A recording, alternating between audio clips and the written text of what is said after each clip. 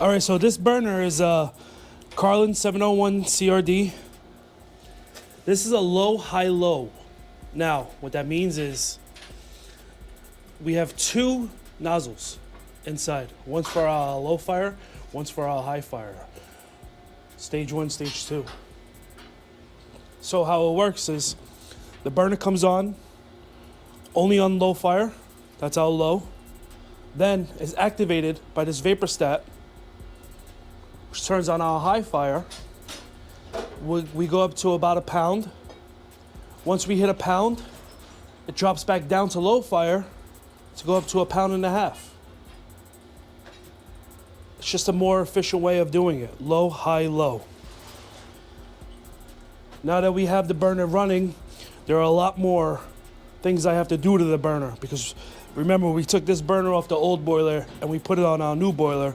So I'm gonna have to perform a combustion test, adjust my air on my low fire, adjust my air on the high fire. I'm gonna show you how I do that. All right, so I'll be using this testo to perform my combustion test. So what we're gonna do is we're gonna be measuring the flue gas and the fuel, number 2 oil. Hit OK.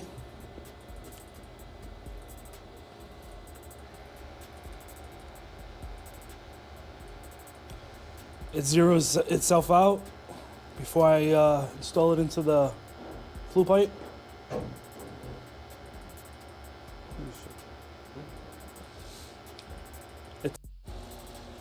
So we insert the probe right after our boiler, but before our biometric damper.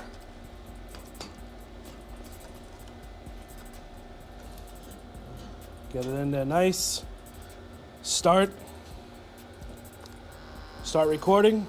Now, what I like to do first is start on low fire. So, what you do is switch this. 1 second. What you do is? So what you do is you switch this down. You switch in the back, which would hold your low fire.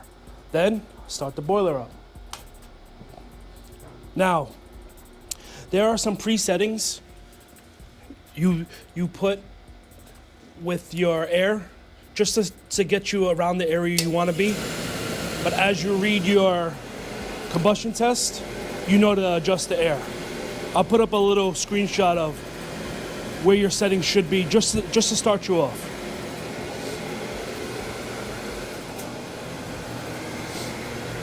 So that's our low fire. We're gonna hold that low fire.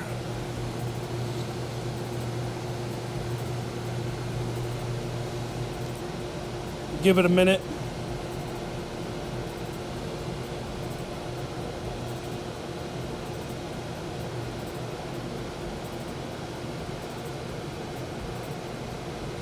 So what we're looking for is in between 11 and 12.5 on our CO2. That's what we're looking for. That's where we want to be.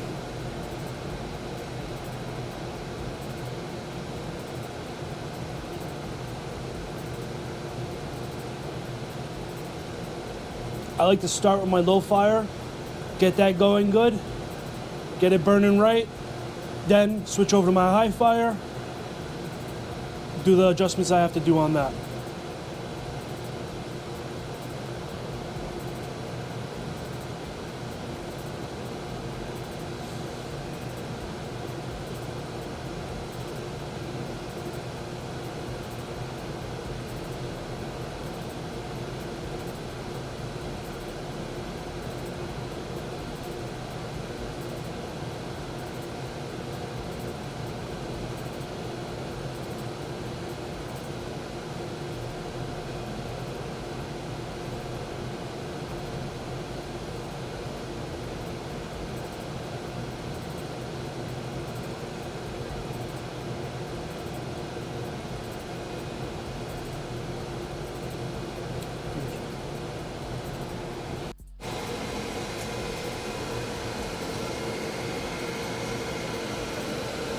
You can show pressure.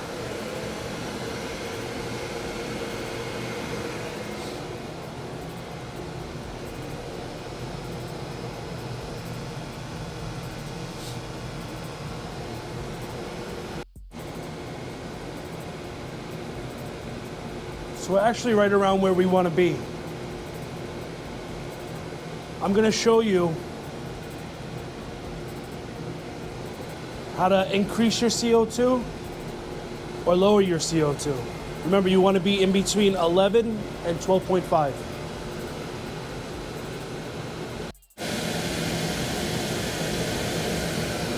So, this little screw props open this damper here.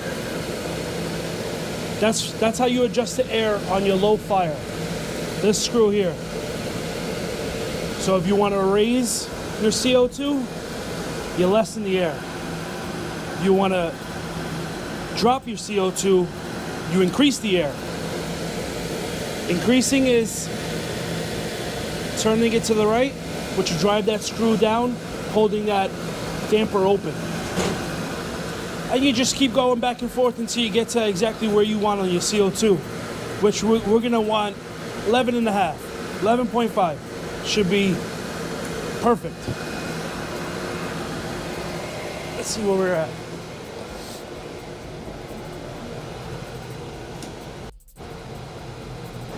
All right, so I adjusted the low fire air damper to where we are about 11.35, 11.43. That's good. I'll take that. That's a good, clean combustion. Now, we're gonna set up for our high fire. Shut off the boiler. Let it cool down a little bit. Now, with high fire, it gets very tricky. Only because you'll create pressure quick. So what I like to do is I like to adjust my high fire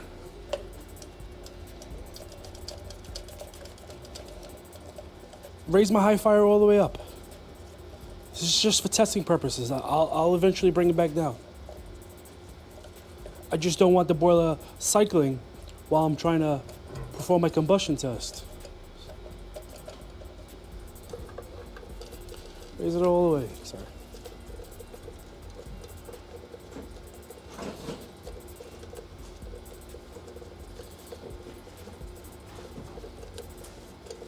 Okay. Now, you dip switch back, toggle switch back to high fire. Now it's going to run the way it normally would. Normal operation. Turn the boiler back on. We're gonna drive into high fire. It's gonna start low, drive high.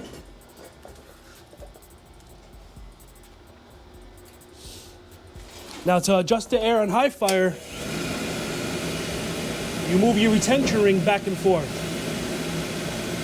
Driving it in, increases air, bringing it out, decreases air.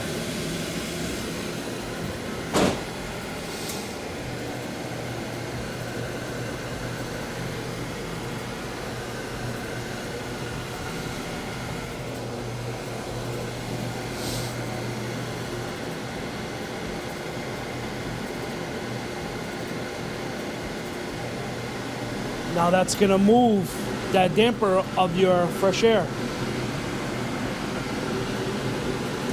Now we're in high fire. So with our high fire, both valve nozzles are on, both at 150 PSI. You see what we got.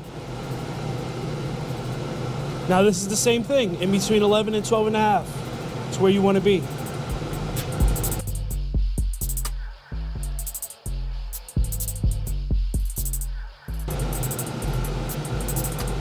Also, any adjustments you make on the air, give it a few minutes. Let it stable itself out.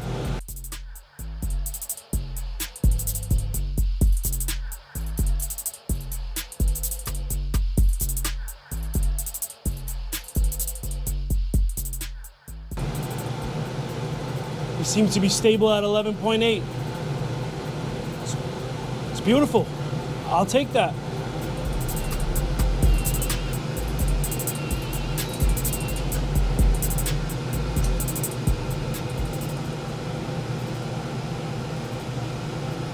$11.73, right around there. I'll take it. That's perfect.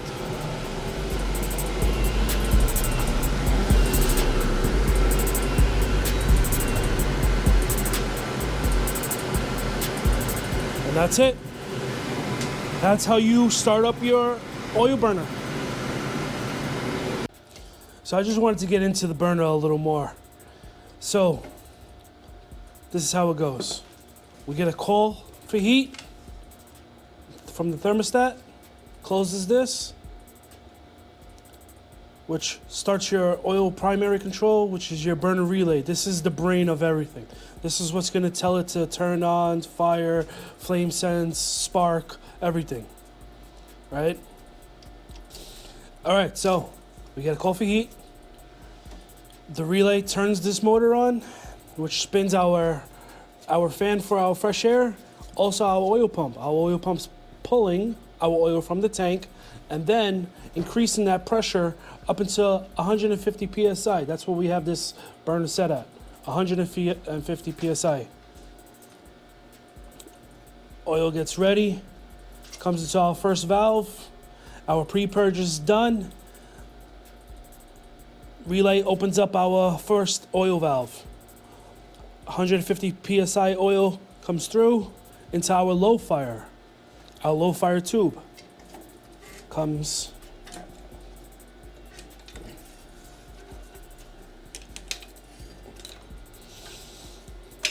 This is our combustion setup.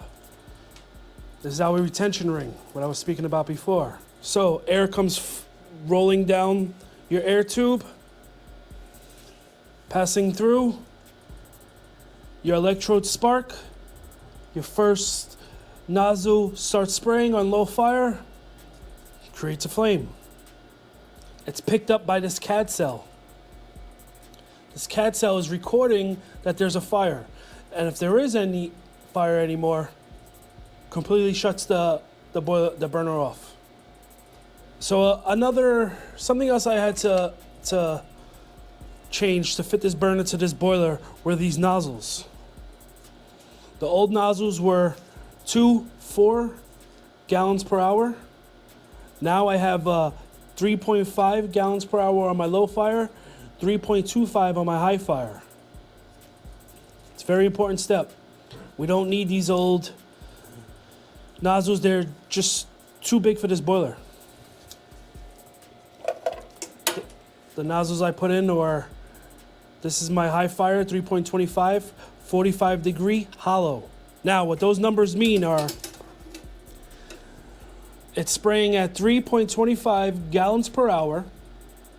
45 degrees means the fire itself, how it sprays, the cone it creates.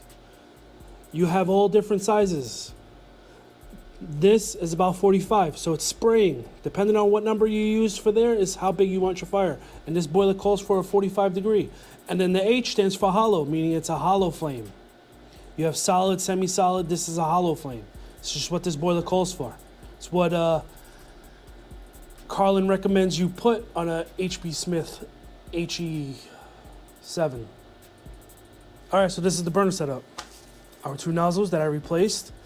These are your electrodes. They're gonna create a spark in between, come from the transformer.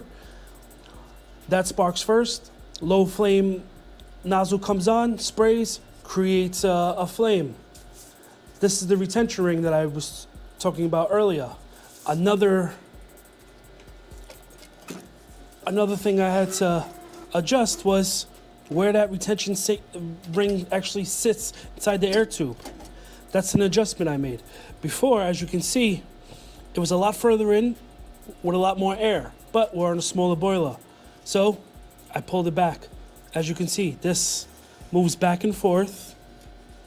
The retention ring moves back and forth down the air tube, giving more or less air.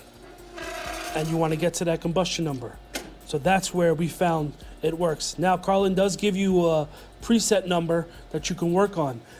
It's hard to tell on these lines because it's an older burner, but they were asking for around 5/16, which every little line is a different number. If you look up the charts, it'll tell you exactly what you want to start out at. Now, that might not be what you finish off with, but it's a good starting point. So, transformer gives a spark. Put that back in. tire high and low. Now, our pump is set for 150 pounds. That's what we're giving. 150 pounds. Low fire starts, low, high, low. Low fire starts. The low nozzle at 150 pounds starts spraying 3.5 gallons per hour. As you can see, this is our high fire control. We want that to come on at a pound, shut off, and then the low fire continues up into 1.5 pounds. That's what we're running in this building right now.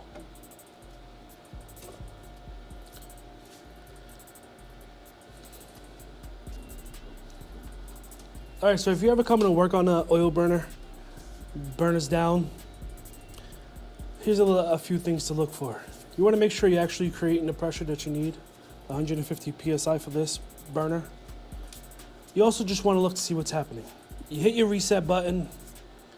If you get a flame, but it still shuts off, most likely it's your CAD cell. This is your CAD cell. This is your flame sensor. It's recording the flame. And if it's dirty, just take a little rag, clean the face of it. That's it, pop it back in. And if you're running dirty, that's definitely most likely your problem. Then I would get into actually cleaning your filters, cleaning your strainer, whatever filter you have, turning it back on, and run another combustion test, see exactly what's going on. So this is the spark that I was saying on your electrodes. That comes from this transformer right here.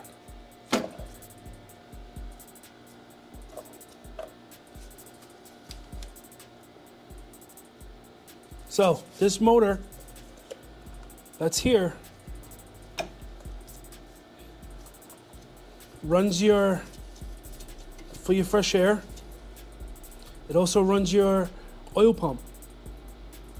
This one motor.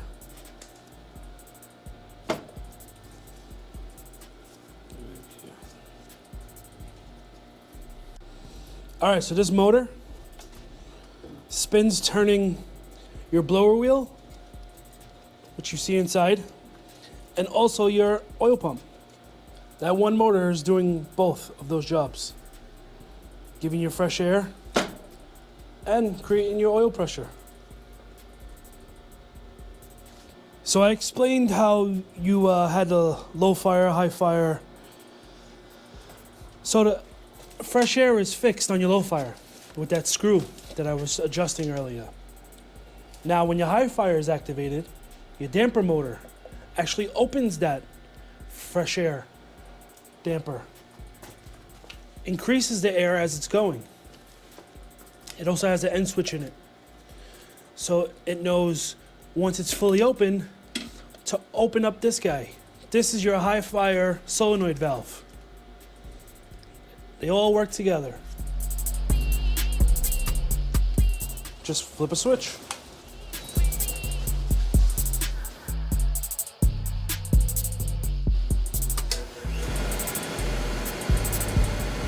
Went into pre-purge.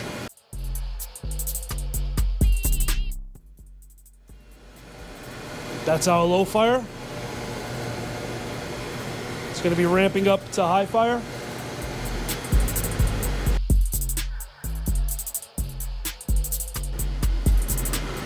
There's our high fire.